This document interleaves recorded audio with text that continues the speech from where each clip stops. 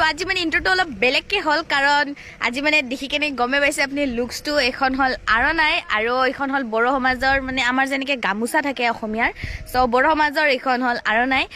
Hello लोगोफोर नोंथांमोना भिडिअखौ नायनायनि सिगांनो थाम्बनेलखौ नायनानैनो हमनो हाखाबाय जानो हागौ लोगोफोर दायोसो आङो बेलासियावहाय 5टा समावहाय फेसबुक नायब्रबदोंमोन आरो दान्दिसे आंनो बेयाव नुदों जाहैबाय माने सांगि ब्लग इउटुबार्सआ गैलिया माने बिनानाव सांगियाना बिनानावनि नामानो जाहैदों माने प्रियलिना नाथ आरोना बिनानावनि अरिजिनेल नामा आरोना बिनानावा इउटुबार्सबो आरो माने राइडार्सबोमोन बाइकबो सालायोमोन बिनानावा माखासे जोंनि बर' सेंग्रा बाइक राइडार्सफोरजोंबो नुयोमोन बिनानावखौहाय जोंनि ओरैबो फैदोंमोन जोंनि बेंटलजोंबो दाख्लै मास मोनसेनि सिगांहायसो ओमफ्राय सासे जोंनिनो बाइक राइडार्स बर' सिख्ला बिसोर सानैजोंनो फैदोंमोन बेंटलावहाय जोंनियावहाय ओमफ्राय दा माने आंबो सासे इउटुबार हिसाबै दुखु मोनदों लोगोफोर जानो हागौ नोंथांमोना बे बिनानावखौ सिनाया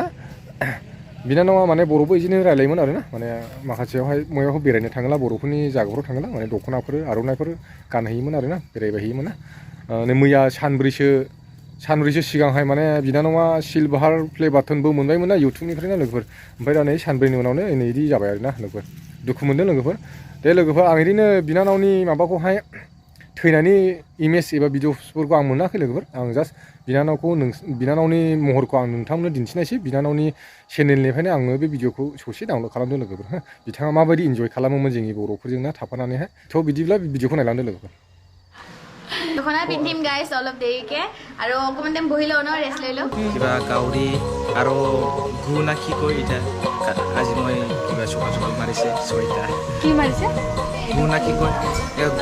গু এনেকৈ কয় না কিবা এটা চৰাই হয় গাইছ সেইটো মানে কি 6টা ই মাৰিছে মাৰি পেলাই সেইটো বনাইছে তো খাই চাম আজি কেনেকুৱা হয় সেইটো মানে মই খাই পোৱা নাই তো আজি টেষ্ট কৰিম নেকি তো Bagurumba, hai bagurumba, bagurumba, hai bagurumba, bagurumba, hai bagurumba, bagurumba. আৰু দুটামান ৰিলছো বনাম আৰু কেনেকুৱা লাগিছে গাইছ এবাৰ মানে কি কমেণ্ট কৰি কিনে আপোনালোকে জনাব যে ভাল লাগিছে নে বেয়া লাগিছে এইটো চাওক ইফালে গ্ৰীণ আৰু নাই ইফালে মানে একদম